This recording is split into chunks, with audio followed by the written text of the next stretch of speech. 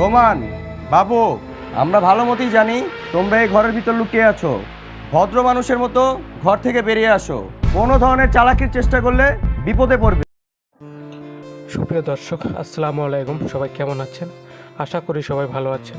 তো দর্শক বন্ধুরা, আপনারা দেখতে পেয়েছেন যে ইতিমধ্যে বৎসর নাটকের 32 নম্বর পর্বটি আপলোড করা হয়েছে।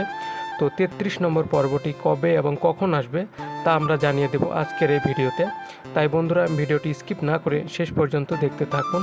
আর যদি আমাদের এই চ্যানেলটিকে সাবস্ক্রাইব করে না থাকেন তাহলে অবশ্যই এক্ষুনি সাবস্ক্রাইব করুন, কারণ আমাদের এই চ্যানেলে এরকম নাটকের আপডেটগুলোই দিয়ে থাকি। তো দর্শক বন্ধুরা, আপনারা দেখতে পেয়েছেন যে পুলিশ একটি টিনের বাড়ি ঘেরাও করে এবং সেখান থেকে রোমান এবং বাবুকে গ্রেপ্তার করে থানায় নিয়ে যায়। রোমান ও বাবু পুলিশের হাত থেকে পালানোর চেষ্টা করলেও পুলিশের হাত থেকে তারা বাঁচতে পারে না। জামাল তার ঘরে বসে যখন কাজ করছিল তখন আব্দুল রহিম কাকা তাকে ফোন করে বলে রোমান এবং বাবুকে গ্রেপ্তার করেছে। জামাল এই কথা শুনে স্তব্ধ হয়ে যায়। সেই পরদিন থানায় গিয়ে মামলা তুলে নেওয়ার কথা ভেবেছিল, কিন্তু তার আগেই গ্রেপ্তার হওয়ার পরিস্থিতি জটিল হয়ে পড়ে। রোমানের গ্রেপ্তারের খবর শুনে জামালের মা কান্নায় ভেঙে পড়েন এবং জ্ঞান হারায়। জামালের স্ত্রী মরিয়ম রোমানের বিপদে খুশি হয়, যা নিয়ে জামালের সাথে তার কথা কাটাকাটি হয়। মরিয়ম মনে করে এটা আল্লাহর বিচার। অন্যদিকে জামালের মা রোমানের এই অবস্থার জন্য জামালকে দোষারোপ করতে থাকে। অন্যদিকে মায়াকে ফোনে বদরুল তার কষ্টের কথা শেয়ার করে।